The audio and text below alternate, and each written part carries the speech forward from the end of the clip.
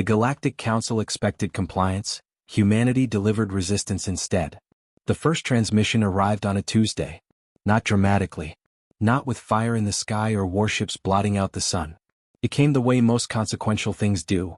Quietly, buried in noise, misread 3 times before anyone understood what they were looking at.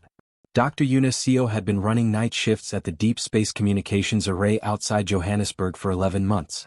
The DSCA was not a glamorous posting. It was a listening post, a vast, bureaucratic ear pressed against the silence of space, cataloging the universe's static. Most of what the array captured was thermal radiation, pulsar interference, and the occasional comet's radio signature. What it captured at 2:47 Universal Time coordinated on March 14, 2041, was none of those things. The signal was structured.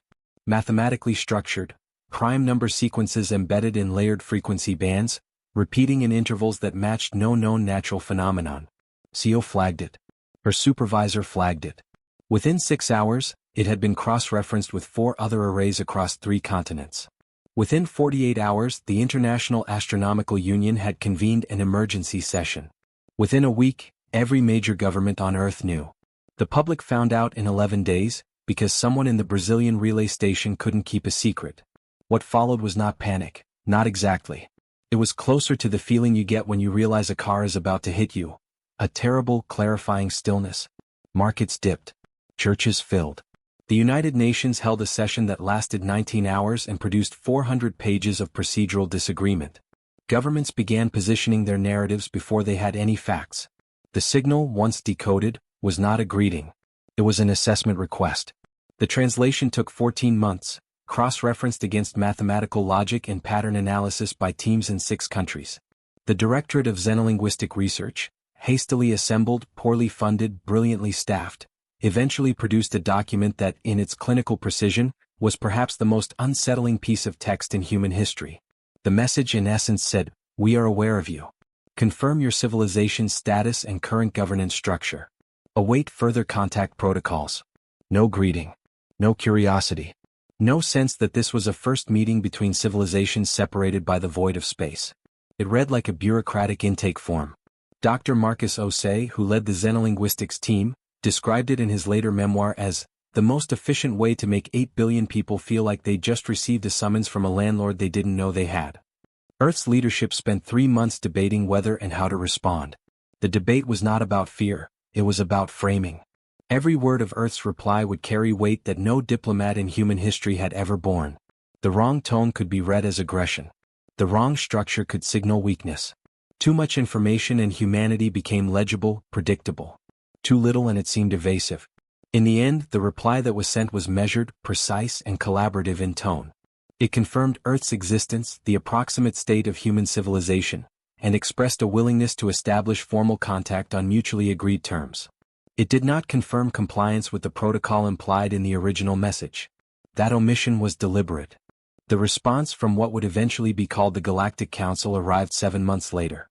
It was longer this time, more structured, and it included something that took the translation teams 2 weeks to fully parse: a set of preliminary expectations. Not requests. Not suggestions. Expectations. They outlined a framework, one that had apparently governed every new civilization the Council had encountered across its recorded history. Civilizations at humanity's technological stage were, according to this framework, categorized as Tier 4, capable of interplanetary communication, not yet capable of interstellar travel, and therefore subject to a period of supervised observation and resource reporting. Supervised observation. Resource reporting. The words had different connotations in the Council's language, the linguists noted, but in English they landed with the particular weight of something between a census and a colonial charter. Earth's first instinct, in the rooms where these decisions were made, was caution. Dr. Priya Nair, who at that point led the United Nations Office of Extraterrestrial Affairs, a department that had existed for less than 2 years, advised against any reactive response. "We don't understand the context," she told the Security Council in a closed session. "We don't know how many civilizations are part of this council. We don't know what compliance has looked like for others. We don't know what non-compliance has looked like either. Until we do, we answer nothing we don't have to answer." It was sound advice. It was also, as it turned out, already too late for a clean neutrality. Because Earth had not only received the Council's protocol document, Embedded in the transmission, in a frequency band that was not part of the main signal, was something else entirely. A secondary packet, compressed, partially degraded, and clearly not intended for the recipient. It took the DSCA's analysis team 4 months to reconstruct it. When they did, what they found changed every calculation humanity had been making. The packet was not from the Council. It was about the Council, a fragment of a transmission between two parties who were clearly not members of it. The content was fragmentary, but the meaning was unmistakable. The Council's supervised observation of new civilizations had a pattern. And that pattern had a direction. Civilizations that complied fully with the initial protocol tended, over the course of 2 to 3 of their generations, to find their resource yields increasingly subject to Council coordination. Their territorial autonomy contracted gradually, peacefully, and with the full technical consent of their own governance structures. Consent that the secondary transmission described, in language that needed no generous interpretation as manufactured. Civilizations that did not comply, the fragment listed 3, had faced different outcomes. 2 of them were described in past tense. One was described as currently unresolved. Dr. Seo read the final translation report in her small office at the DSCA at 3 in the morning. She read it twice. Then she made a cup of coffee, sat by the window, and watched the lights of Johannesburg spread across the dark landscape like a slow, warm fire. Humanity had been found, assessed, categorized, and someone somewhere had accidentally handed them the map of what came next. The question now was what humanity would do with it. Not what it could do. Not what it was capable of. Those were secondary questions, engineering questions, resource questions.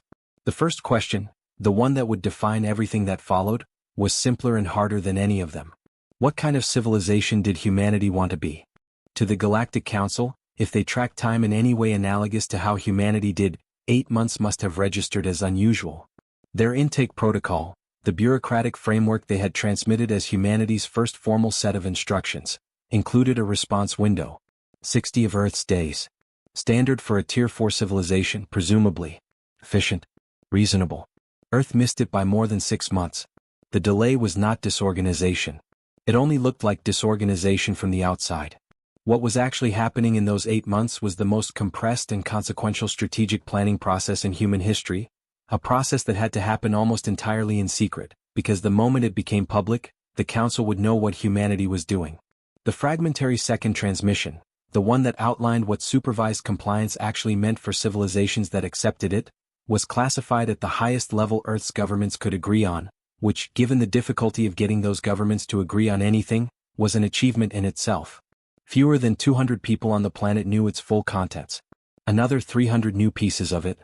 Everyone else, the 8 billion people living their lives beneath skies that now held a different meaning, knew only that contact had been made, that a response was being prepared, and that the United Nations Office of Extraterrestrial Affairs was handling it. Dr. Priya Nair, by this point, had not slept more than 5 consecutive hours in 4 months. She led the working group that had been quietly convened under the cover of a legitimate UN task force on space communications infrastructure. The group had no official name.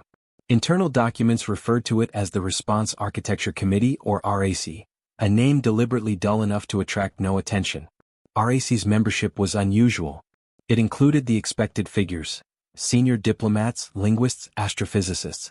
But Nair had insisted on expanding it. There were historians of empire, people who had spent careers studying how dominant powers absorbed, redirected, or eliminated smaller ones. There were game theorists, behavioral economists, military strategists from 6 different national defense establishments. There was a cultural anthropologist whose specialty was the long-term effects of contact between civilizations at different technological levels. There was a woman who had spent 20 years negotiating resource rights in contested deep-sea territories and who, by Nair's assessment, understood power asymmetry better than anyone else in the room. What RAC was building in those 8 months was not a reply. It was a posture. The distinction mattered enormously. A reply was a response to a specific message. A posture was a declaration of how you intended to exist, what you were willing to negotiate, what you were not, and, critically, what picture of yourself you wanted the other party to carry into every subsequent interaction. The Council's framework assumed a predictable sequence: contact, assessment, compliance protocol, supervised integration. Every civilization they had encountered had followed some version of this sequence. The secondary transmission fragment suggested that the 2 civilizations that had deviated from it had done so reactively, surprised, uncoordinated, responding to escalation rather than shaping it. Earth, Nair argued, had an advantage those civilizations had lacked: warning. They knew what compliance led to before they were pressured into it. That warning was only useful if it was used.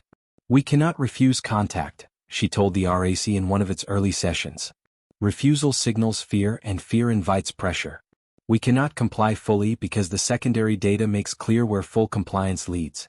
What we can do is engage, but on terms that we define, not terms that are handed to us. And we have to define them before the Council defines them for us." The military representatives in the room, particularly General Amara Diallo of the African Union Defense Coordination and Vice Admiral Chen Wei of the Pacific Strategic Command, asked the question that was inevitable. What happened if the Council's response to a non-compliant posture was not diplomatic? What happened if they sent ships? It was a fair question. It was also, Nair pointed out, a question they could not answer from their current information base. They did not know the Council's military capacity. They did not know how far away Council member civilizations were. They did not know whether the Council operated as a unified military entity or whether its members maintained separate fleets. They knew almost nothing about the physical reality of what they were dealing with, which led to the second track of the 8 months: intelligence. Earth's deep space observation infrastructure was redirected, discreetly, incrementally, in ways that could be explained by routine upgrades, toward the origin vector of the Council's transmissions. 17 observatories across 4 continents began coordinating data streams that were analyzed by a team so compartmentalized that its members communicated through protocols originally designed for nuclear launch authorization. What they found over the course of those months was limited but meaningful. The transmission origin point was not a single location. The signals came from at least 3 distinct vectors, suggesting relay infrastructure rather than a single point source. The relay spacing, calculated from signal degradation patterns and propagation delays, indicated structures at distances ranging from 40 to over 200 light-years from Earth. The relay technology implied the ability to maintain coherent signals across those distances, which in turn implied either civilization ages or engineering scales that dwarfed anything humanity had achieved.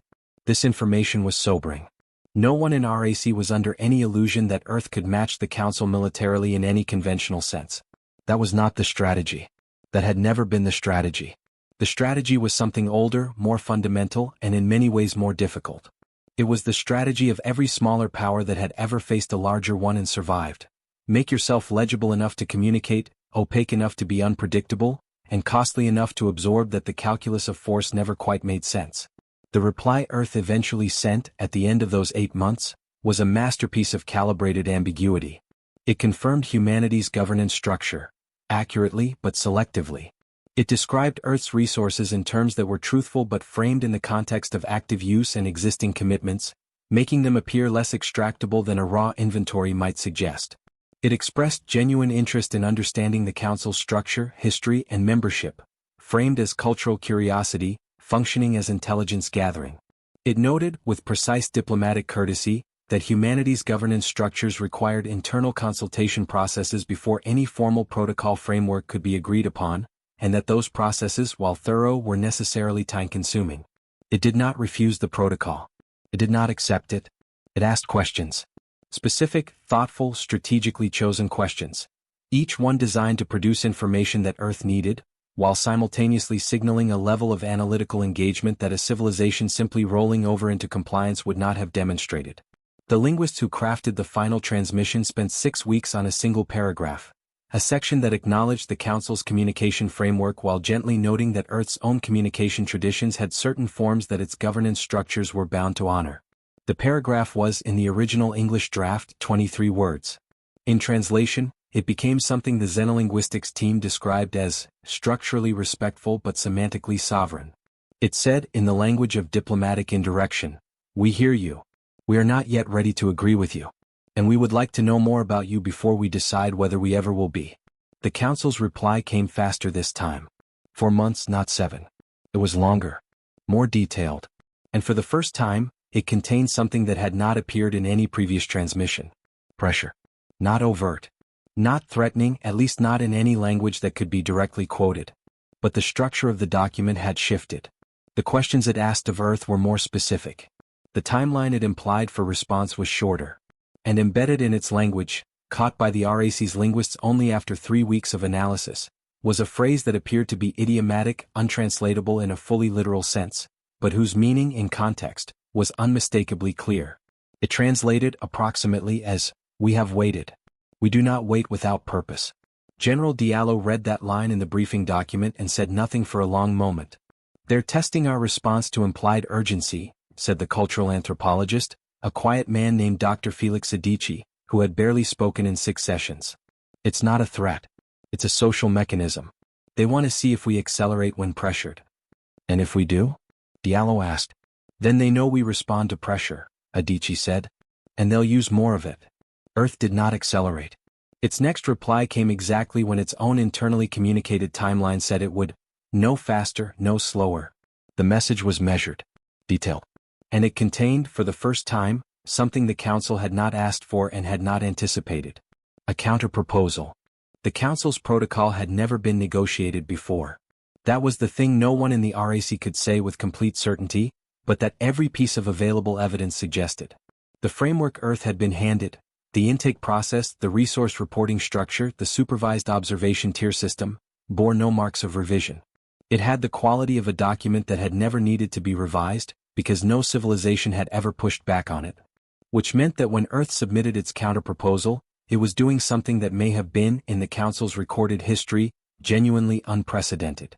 The counterproposal was 41 pages in Earth's translation format. The RAC's linguists estimated it compressed to approximately 11 pages in the Council's structural language, a language that communicated meaning through layered contextual markers rather than linear syntax, and that was, for this reason, extraordinarily efficient. 11 pages in that language was a substantial document. It had taken 5 months to write. The document did not reject the Council's framework. That was a deliberate choice and an important one.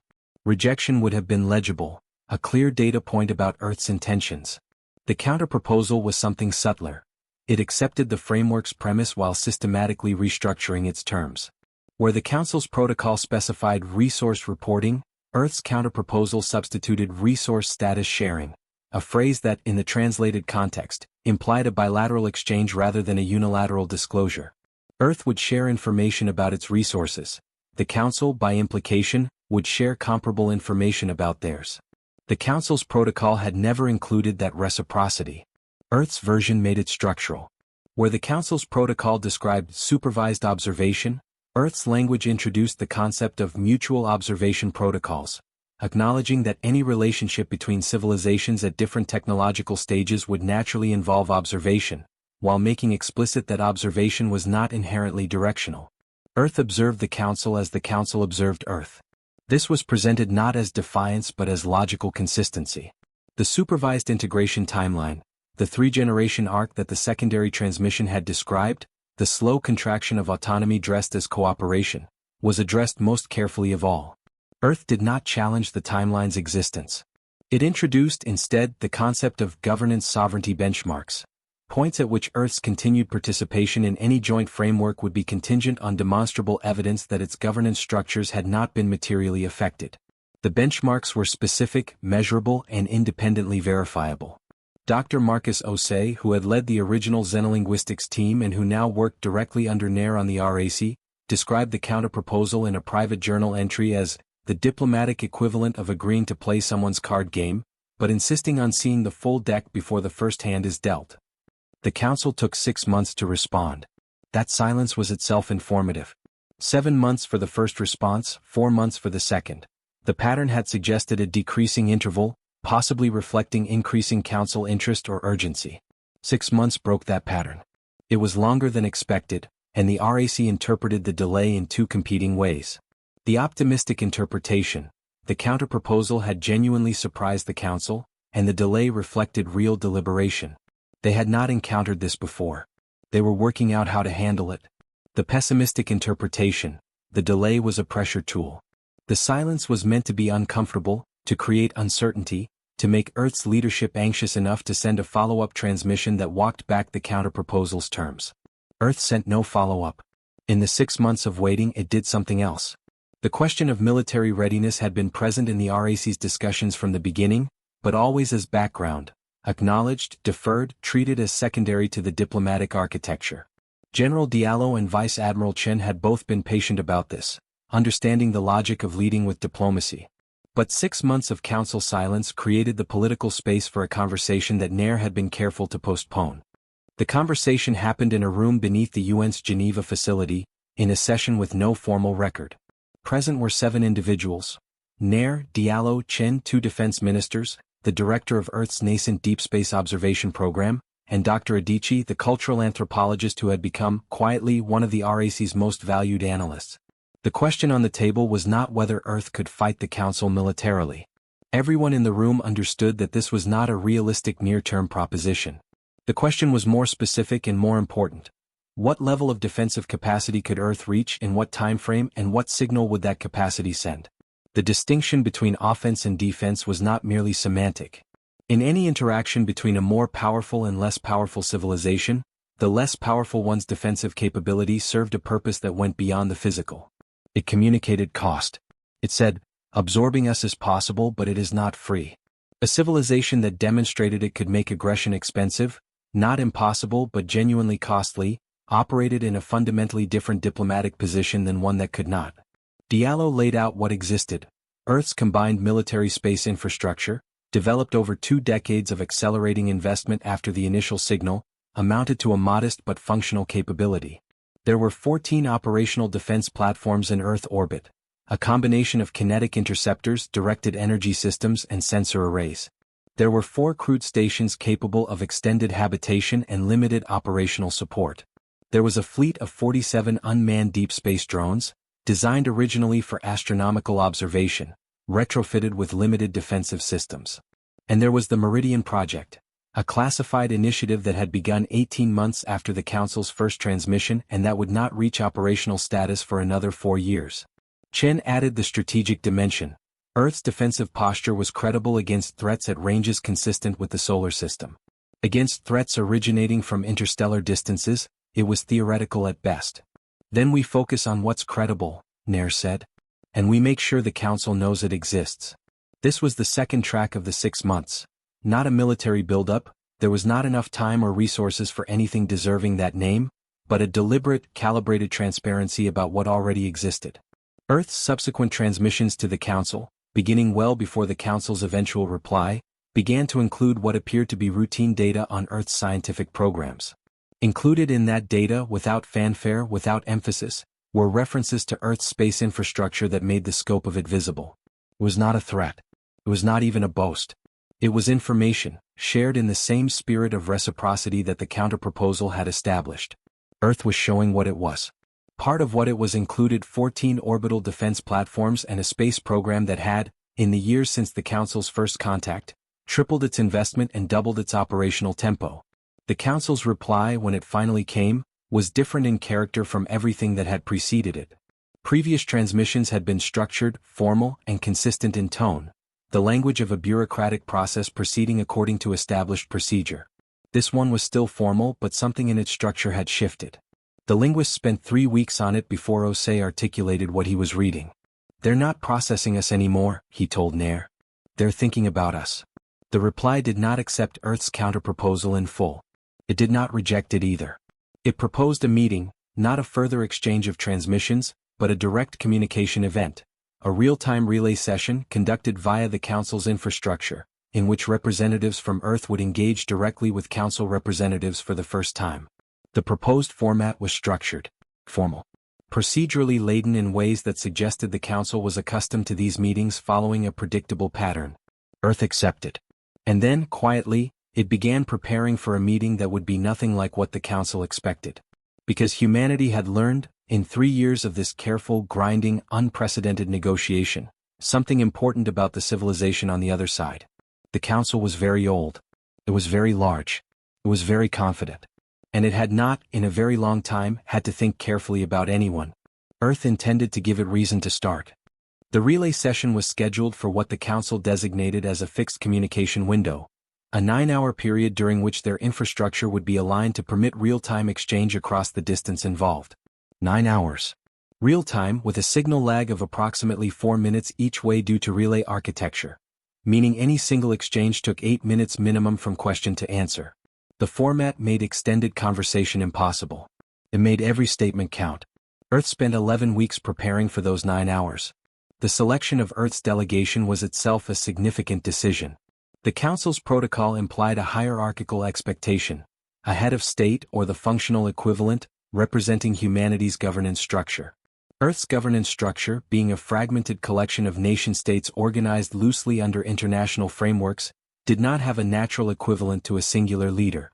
This was not a weakness that needed to be hidden. Nair argued it was an asset that needed to be demonstrated. Earth's delegation consisted of 5 people. Dr. Priya Nair, representing the UN Office of Extraterrestrial Affairs, would lead. She was not a head of state. She was the closest thing Earth had to a designated first contact officer, a role that had been created specifically for this situation, which made her, in a meaningful sense, exactly what the situation required. Ambassador Kofi Mensah, a veteran of 27 years in multilateral diplomacy, would handle structural and procedural exchange, the framework-level discussion that the Council would inevitably push toward. Dr. Marcus Osei would provide real-time linguistic analysis. Even with the translation systems operating, there would be nuance in the Council's language that required a human expert present to catch what the automated systems might flatten. General Amara Diallo would be present but would not speak unless specifically addressed, a deliberate signal that Earth's military capacity was represented in the room without being foreground. And Dr. Felix Adichie would do what he always did: observe. His read of the Council's behavioral patterns, built over 3 years of analyzing their transmission content, was the closest Earth had to a profile of who they were actually talking to. The session took place in the DSCA's primary relay center, now massively upgraded and linked to relay nodes on 3 other continents to provide redundancy. The building, for the first time since the initial signal, was staffed entirely by individuals with clearance to know what was actually happening. When the Council's signal opened the channel, the first thing it transmitted was not language. It was data, a structured handshake protocol, a format establishment sequence, and then, in a compressed burst that took the DSCA's systems 40 seconds to decompress, a visual representation of the Council's communication interface. The image that resolved on Earth screens was not alien in the sense of incomprehensible. It was alien in the sense of very clearly constructed by minds that thought differently. The interface was geometric, layered, nonlinear. It presented multiple streams of information simultaneously, in a spatial arrangement rather than a sequential one. Where human communication systems presented information in order, one thing then the next, the Council's interface appeared to present everything at once at varying levels of emphasis. Osei stared at it for a moment and then said quietly, "They think in parallel. Not serially.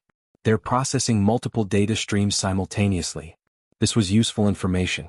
It meant the Council's representatives would likely find Earth's linear, one-statement-at-a-time communication style slightly inefficient, perhaps even slightly blunt. It also meant that Earth's deliberate, structured approach to each statement would register differently than intended. Nair adjusted her opening statement on the spot. She had prepared 3 versions. She chose the most direct one. The Council's first representative to communicate was not identified by name. It used a designation that translated approximately as a functional title, something like Coordinator of Tier Classification, which told the RAC team immediately that the Council had sent a mid-level administrative official, not a decision-maker. This was expected. It was how bureaucracies worked everywhere, apparently.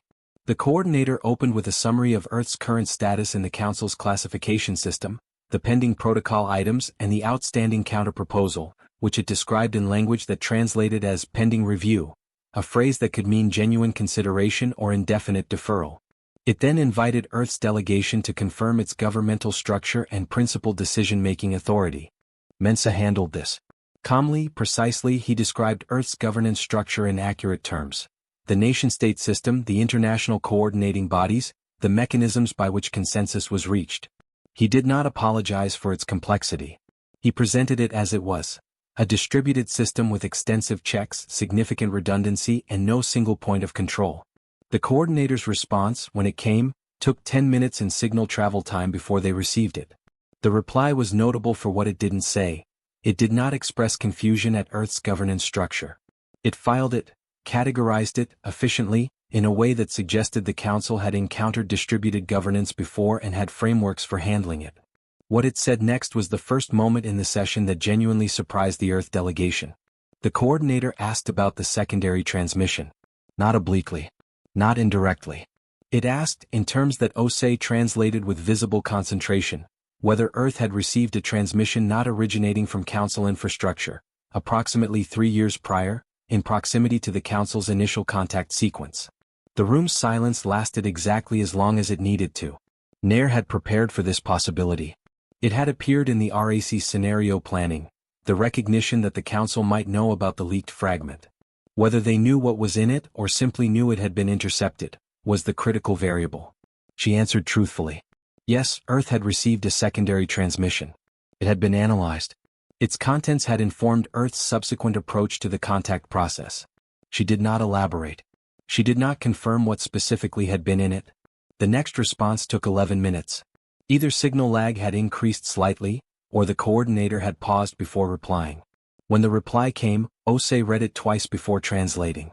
Then he looked at Nair and said, in a voice that was professionally controlled but not quite flat, "The coordinator wants to know which parts of the secondary transmission we found most significant." The question was elegant in its compression. It was asking Earth to reveal the depth of its intelligence without asking directly. It was the kind of question that, answered fully, would hand the Council a complete map of what humanity knew and what it had planned around. Nair answered it with a counter-question, a move that, in the Council's parallel processing communication style, registered as a legitimate rhetorical form rather than an evasion. She asked the coordinator to confirm which parties had originated the secondary transmission, as Earth's analysis had produced multiple hypotheses and it would be useful to resolve the ambiguity. Another long pause. The coordinator's next reply shifted register in a way that Osei flagged immediately. The language became slightly less formal. Not warm. Nothing in the Council's communication style had been warm, but less procedural. More direct. The coordinator said that the secondary transmission had originated from a civilization the Council classified as a Tier 6 entity, a civilization at interstellar-capable level, that had, over several centuries, developed a pattern of interfering with Council intake procedures for newly contacted civilizations. The Council referred to this entity in translation as something that meant approximately, the complicators.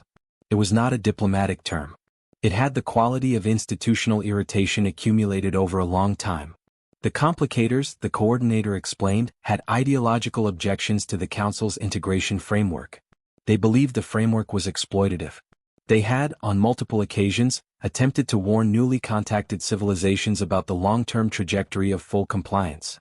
Earth had received one of those warnings. The coordinator said this without particular emphasis, as though it were administrative context. Then it said something else, something that Osei translated slowly, carefully, parsing it 3 times before he spoke. It said, "The civilizations that received this warning and subsequently refused compliance were, in both recorded cases, offered alternative arrangements with the complicators. Both arrangements failed within 2 generations. The civilizations no longer exist in their prior form." The room absorbed this. "That's a threat," Diallo said quietly. "That's a data point," Adichie said. "And it's the first honest piece of information they voluntarily offered us." He paused. "Which means they want us to be afraid. But it also means they're not completely certain we should be." Nair looked at the relay screen. For minutes until anything she said would reach them. For minutes for the next response to come back. She thought about what she was going to say for 3 of those minutes. Then she spoke. The statement Priya Nair made in the 4th hour of that 9-hour relay session was not written in advance. She had prepared extensively, of course. There were drafted responses for dozens of scenarios. There were approved language frameworks, vetted by linguists, reviewed by diplomats, pressure-tested by game theorists. For the specific scenario they had just encountered, a direct Council acknowledgement of the secondary transmission and its implications, there was a prepared response. Measured, non-committal, designed to neither confirm nor deny the depth of Earth's reaction to the warning. Nair discarded it. She discarded it because she had just watched the coordinator deliver, in the most efficient possible terms, what amounted to a veiled ultimatum. 2 civilizations that had chosen the complicators' alternative over Council compliance had failed. They no longer existed in their prior form. The implication was structured to be unmissable. The prepared response to that kind of pressure was designed to be safe. And Nair had spent 3 years working toward a moment when safe responses would no longer be enough. She had 4 minutes before the coordinator received anything she said. She used 3 of them to think. What she was trying to navigate was not a simple axis of compliance versus refusal. It was something more complex. She needed to communicate that Earth understood the threat, was not intimidated into compliance by it, was not reckless in its defiance of it, and had something specific, something real and verifiable, to offer the council as a reason to prefer negotiation over pressure. Because the coordinator had also, in the same transmission, given Earth something it had not had before, a third party. The complicators were not just a warning from the past. They were an active entity, a Tier 6 civilization with ideological objections to the Council's integration framework, a history of interfering with the intake process, and apparently, a pattern of offering alternatives to newly contacted civilizations. Their alternatives had failed twice. But their existence meant the Council was operating in a universe that was not entirely its own to control. Every empire at every scale has rivals it does not fully control. Nair had 30 seconds left. She spoke. We have reviewed the history you've provided regarding civilizations that accepted the complicator's alternative, she said, and her voice, captured in translation and transmitted across the relay network, was steady. We note that the failure of those arrangements is presented as evidence against deviation from your framework. We would ask the coordinator to consider a different framing. For minutes of silence in the room while the signal traveled. Those civilizations made a choice under pressure with incomplete information, between two options that were both defined by other parties. Neither option was self-authored. We believe the outcomes you've described reflect that structural problem, not the inherent impossibility of a different path. She paused, then continued. The words had come clearly now. She was past the prepared frameworks, speaking from the architecture of everything she had spent 3 years building. Earth is not choosing between your framework and the complicator's alternative. Earth is proposing a third option, one consistent with the counter-proposal we have already submitted. A relationship defined by mutual terms, voluntary participation, and verifiable respect for governance sovereignty. We do not present this as defiance. We present it as the only arrangement Earth's governance structures can legitimately authorize. Then, and this was the part that Osei later described as the most calculated line in the entire session. We also note that a civilization capable of engaging in this conversation with the care and specificity we have demonstrated is precisely the kind of civilization whose voluntary cooperation, freely given, would be more valuable to a council of your scope than its managed compliance. The line worked on 3 levels simultaneously. It was a compliment to the council. Your scope, your scale is something we recognize. It was a redefinition of Earth's value. Voluntary cooperation is worth more than managed compliance. And it was, very quietly, a reminder that Earth had demonstrated something in 3 years of deliberate, intelligent, non-compliant engagement. It was not easy to handle. The response took 14 minutes. Signal lag had not changed. The coordinator had waited. When the reply came, Osei translated it in segments, his voice careful, one phrase at a time. The coordinator says the framing is, noted. Pause. The phrase used for noted is not the administrative filing term they've used before. It's something closer to registered with consideration. It's a different category. They're actually thinking about it, Mensa said. More than that, Adichie said slowly. They're consulting. That 14-minute gap wasn't signal lag. The coordinator went to speak to someone. The rest of the session moved differently after that. The coordinator shifted away from the protocol intake structure and began asking questions. Not the structured intake questions of the early transmissions, but something more genuinely investigative. It asked about Earth's decision-making process for the counter-proposal. How many entities had been involved, over what period, with what mechanisms for consensus. It asked about Earth's relationship with the complicator's warning, not what was in it, but how Earth had responded to receiving unexpected intelligence about a party it had no prior relationship with. It asked, in a phrase that Osei spent 4 minutes parsing before he translated it, something that amounted to, how does your civilization handle information it did not seek and did not expect? Nair answered each question directly. She had decided, some point in the second half of the session, that transparency was the correct posture. Not full transparency, not strategic transparency, but genuine transparency about the process. About how Earth thought. About what its decision-making looked like. Because the picture of a civilization that was careful, deliberate, self-aware, and analytically sophisticated was not a vulnerability. It was, in the language of the negotiation they were actually having, the strongest credential Earth could present. A civilization worth negotiating with. In the final hour of the 9-hour window, the coordinator made a statement that was not procedural, not structural, and not threatening. It said, the framework you have proposed has not previously been attempted within Council contact history. Its viability is uncertain. However, it does not violate foundational Council principles. Osei looked up from his screen. That last part, he said. In context, the phrase they used for does not violate. It's a specific legal or procedural term. It means the coordinator is saying the counterproposal is within the bounds of what the council's own rules technically permit. Mensa, who had spent 27 years watching bureaucratic processes, made a sound that was almost a laugh. They can't reject it on technical grounds. No, Nair said. They'd have to reject it on policy grounds. And to do that, they'd have to admit the policy. The session ended when the communication window closed. There was no formal conclusion, no agreed next steps, no signed documents. The coordinator's final transmission was a statement that the exchange had been recorded and would be reviewed at the appropriate council level. The appropriate council level. Not administrative review. Council level. The RAC team sat in the relay center for a long time after the channel closed. Someone brought coffee. No one spoke for several minutes. It was Diallo who broke the silence.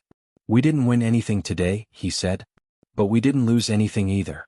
And I don't think they expected that." "No," Adichie agreed. "They expected one of two things. A civilization that folded quickly or a civilization that refused loudly. We gave them a civilization that negotiated carefully. That's a category they haven't had to deal with before. The question," Nair said, "is what they do with a category they haven't dealt with before." She set her coffee down and looked at the dark relay screen. "And whether we're ready for whatever that looks like." They had been in the building for 11 hours. Outside, the South African night was cool and clear, and the stars over Johannesburg were bright in a way that, for years ago, had felt like peaceful distance. Now they felt like watching. Earth never expected to learn what happened inside the council after the relay session. It found out anyway, not through the complicators this time and not through any intelligence effort of its own. It found out because the council, for the first time in 3 years of contact, developed a fracture it could not entirely conceal. The signal that revealed it was not a transmission directed at Earth. It was a side-channel bleed, an artifact of the council's own relay infrastructure, in which a high-volume internal communication had been routed through one of the nodes that Earth's observation network now monitored continuously. The bleed was partial. It was degraded. But it was real, and it was captured, and the team that analyzed it worked for 6 weeks before Osei brought the results to Nair with an expression she had not seen on him before. Not alarm. Not relief. Something closer to vindication. The internal communication was not a single document. It was a series of exchanges between what appeared to be different nodes in the council's organizational structure. Different member entities, different administrative bodies, different voices within a system that had presented itself, in every communication with Earth, as monolithic. The council was not monolithic. It had never been. Earth had theorized this, had built contingency planning around the possibility, but had not had evidence until now. What the bleed captured was a debate. The specific content was fragmentary. The translation required reconstructing heavily damaged segments, and the RAC's linguists were careful to distinguish between what was clearly supported and what was inference. But the broad shape of the debate was recoverable, and it was this. A significant body within the council, represented in the bleed by at least 3 distinct communicating entities, had concluded, following the relay session, that Earth's counterproposal should be accepted in modified form. Their argument was structured around efficiency and precedent. Earth had demonstrated a capacity for organized, sustained diplomatic engagement that made involuntary compliance more costly than it would typically be. Voluntary cooperation on Earth's proposed terms would require adjustments to the framework but would yield a more stable long-term relationship. A second body opposed this, and its opposition was not primarily logistical. Its argument was precedent-based. Accepting Earth's terms would establish that the intake protocol was negotiable. Other civilizations, both those already in the Council's framework and any future contacts, would observe this outcome. The concession to Earth would not be a single exception. It would be a revision to the implied terms under which every prior and future civilization operated. This was the argument that gave the first body pause. Not because it was wrong, it was accurate, but because it revealed something about the Council's own internal logic. The framework's power depended partly on its perceived inevitability. A civilization that successfully negotiated alternatives was not just a single anomaly. It was an existence proof. The third communicating entity in the bleed took a position that neither of the others had articulated. Its language was the most difficult to translate. Osei described the voice, if it could be called that, as older in idiom, more careful in structure. Its argument, as best the RAC team could reconstruct, was not about Earth specifically. It was about the complicators. For 300 years, approximately, allowing for the translation of temporal references. The complicators had been presenting newly contacted civilizations with an alternative to Council integration. Their alternatives had consistently failed, producing outcomes that the Council had documented as evidence of their approach's inadequacy. But the third entity pointed out something in the bleed that neither of the others had addressed. The complicators' alternatives had failed. But the civilizations that had chosen them had done so reactively, under pressure, with limited preparation and no established framework for what they were trying to build. They had been choosing between two options, neither of which they had designed. Their failure was not evidence that deviation from the Council's framework was inherently impossible. It was evidence that improvised, pressure-driven deviation was unsustainable. Earth had not improvised. Earth had not been reactive. Earth had received a warning 3 years before any real pressure was applied, had spent those years preparing a coherent alternative framework, and had entered direct negotiation with a counterproposal that was internally consistent, legally non-violating of Council precedent, and backed by demonstrated analytical capacity. The third entity's position was not that Earth should be accommodated out of generosity. Its position was that Earth had done something that changed the empirical basis for the Council's assumptions. The Council's framework had been built on the observed pattern of how civilizations behaved when contacted. Earth's behavior did not fit the pattern. When the pattern breaks, the model needs updating. The implications of this were significant. The third entity was not advocating for Earth. It was advocating for accuracy, for the Council to update its approach based on observed reality rather than established precedent. But the practical effect of that advocacy, if it prevailed, was something very close to what Nair had been working toward for 3 years. The RAC spent 2 weeks analyzing the bleed before presenting it to the expanded oversight committee that had been established to manage Earth's first contact process. The committee, which included representatives from all 5 Permanent Security Council members and 14 other nations, received the analysis in a session that lasted 8 hours. The debate in that session had echoes of the one the bleed had captured.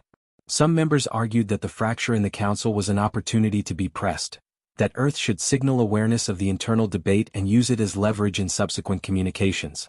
Others argued the opposite, that revealing knowledge of the internal debate would expose Earth's intelligence-gathering capability and potentially inflame the Council's opposing faction. Nair sat through both arguments without intervening. When they had run their course, she made a simple observation. "We don't need to do anything with this information yet," she said. "The fracture exists whether we acknowledge it or not. Our job right now is to remain the thing that the third entity described. A civilization whose behavior is consistent, coherent, and difficult to categorize as a threat. Every time we demonstrate that, we strengthen the argument of the faction that wants to negotiate rather than pressure." She paused. "The best use of intelligence is often to let it guide what you do, not to reveal that you have it."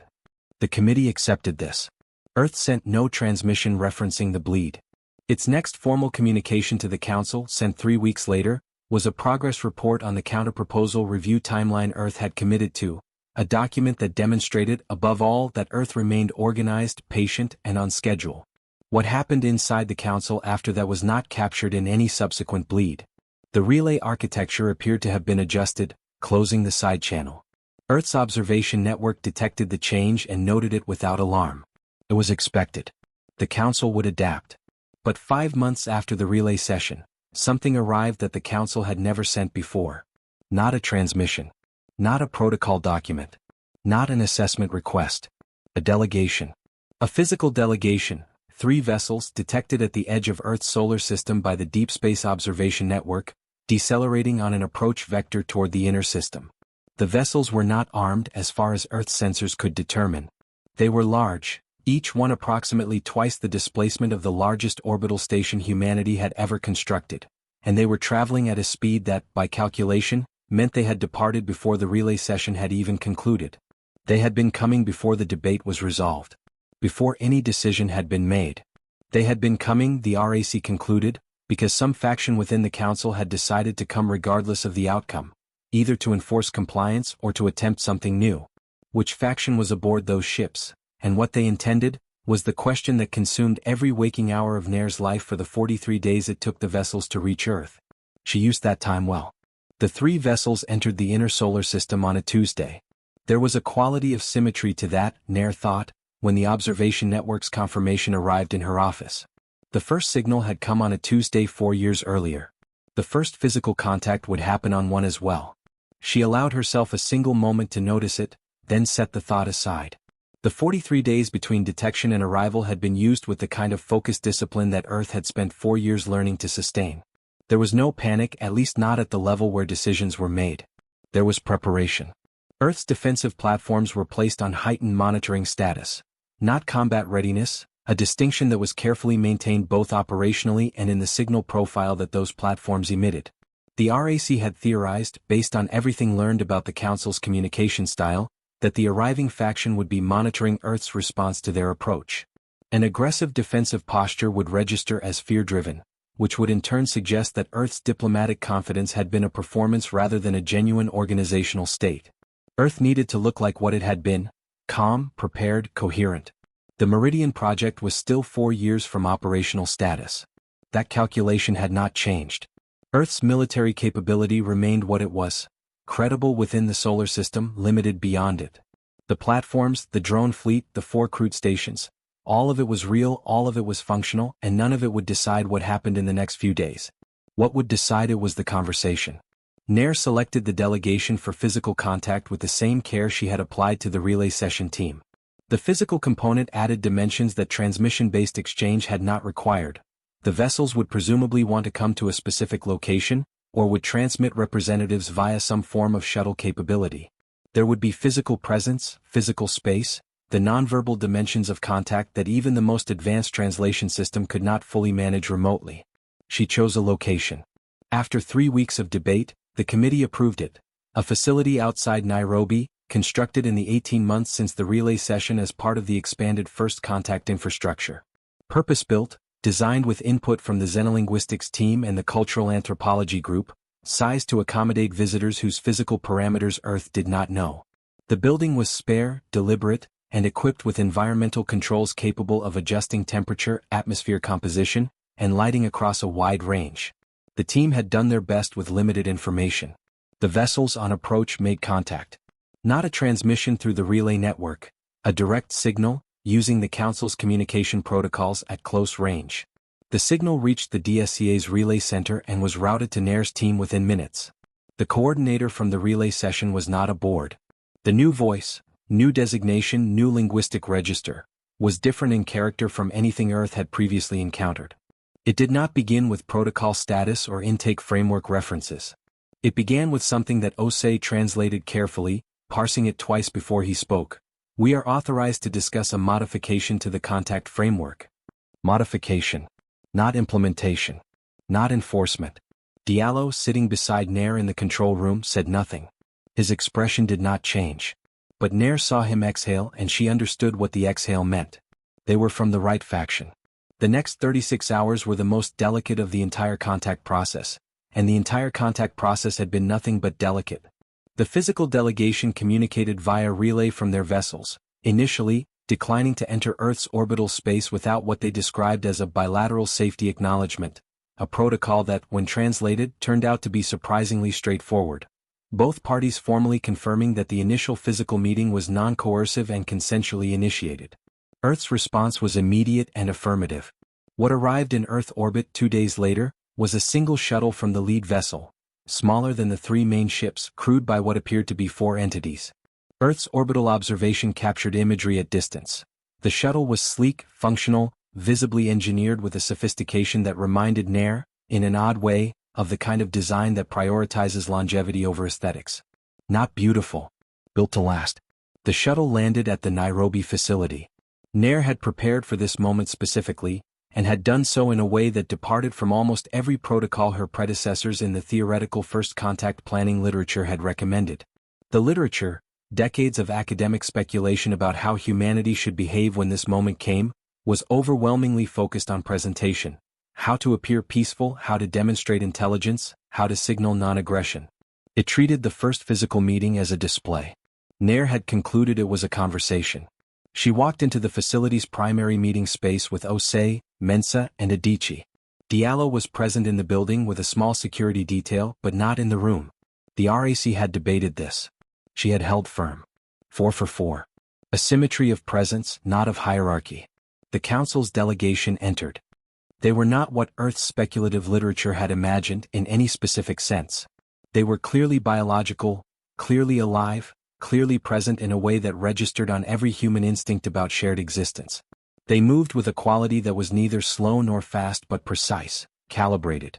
Their physical form was not humanoid in any detail, but it occupied space the way any substantial living thing does, with weight, with specificity, with the indefinable quality of awareness. Osei's translation system, running in real time through an earpiece, processed the initial exchange. The lead member of the council's delegation did not give a name or title. It began with something that translated as an acknowledgement of distance, not metaphorical distance but literal, the space that had been crossed to be in the same physical location. The acknowledgement was stated plainly, without ceremony. It registered to Nair as genuine. She responded in kind. The distance Earth had crossed was different, not measured in light years but in years of preparation, uncertainty, and deliberate choice. She said that. Osei translated. There was a pause from the delegation's lead member. Then it said something that Osei had to replay twice through the system before he translated it. We were told your civilization was an early developmental stage and would require extensive guidance, it said. The assessments we reviewed before departure suggested a standard integration timeline. We have spent the journey reviewing the contact record. Another pause. The contact record is not consistent with a standard integration case. Nair said simply, no. It isn't. The meeting lasted 11 hours. No decisions were finalized in that room, that was never the expectation. What the 11 hours produced was something that, in Nair's assessment, was more important than any signed agreement, a mutual legibility. Both delegations left the room knowing more about the other than any transmission had conveyed. Not intelligence, not tactical information. The quality of the knowing was different. It was the difference between reading a report about a person and sitting across from them. The council's delegation had come, it became clear over the course of those hours, because a faction within the council had decided that Earth's behavior during the contact process represented something the council's framework had not adequately accounted for. A civilization that was neither compliant nor hostile, neither technologically primitive nor advanced, neither isolated nor connected. A civilization that was, by every measure the council had used for centuries, in between. And the in-between, it turned out, was a place the council's taxonomy had never bothered to map carefully, because no civilization had stayed there long enough to require mapping. Earth had stayed there. Had operated there deliberately. Had built a posture, a counter-proposal, a relay session, and a physical meeting from within that space. The council's faction that had sent this delegation had concluded, and had one internal argument enough to act on the conclusion, that a civilization that could do this was worth understanding before it was administered. Before the delegation departed, its lead member made a statement that Osei translated and that Nair committed to memory precisely. There are members of the council who believe your approach is an anomaly, temporary resistance that will resolve in the standard way when sufficient time passes. There are others who believe you are a problem that requires a solution. Pause. We believe you are neither. We believe you are a variable that the current framework does not accommodate. Variables that do not fit frameworks are either forced to fit or require new frameworks. Nair looked at the lead member of the delegation directly. Which does the council intend to build? She asked. The answer, translated from a language that had taken Earth 4 years to begin to read, was careful and qualified, and honestly uncertain in ways that made it more credible than any confident assurance would have been. That, the delegation's lead member said, is currently being decided. The shuttle lifted from the Nairobi facility the following morning. Earth's observation network tracked the 3 vessels as they departed the solar system on a return vector, decelerating at the system's edge before engaging their transit capability and disappearing from the range of Earth's instruments. They left no promise, no treaty, no formal agreement. They left something less legible and more durable, the record of a conversation that had not gone the way it was supposed to go, conducted by a civilization that had spent 4 years refusing to be what it was assumed to be, in a meeting that both sides had chosen to attend. In the months that followed, Earth did not stop building. Its defensive platforms were maintained. Its observation network was expanded. The Meridian project continued toward its operational date. The RAC met weekly as it had for 4 years, reviewing every transmission, every data point, every fragment of information that emerged from the silence the departing vessels left behind. But something had changed in the texture of that silence. It was no longer the silence of being ignored. It was the silence of being considered. And for humanity, in that particular moment of its history, assessed, categorized, pressured, and not quite broken, being considered was enough to work with. It had always known how to work with less.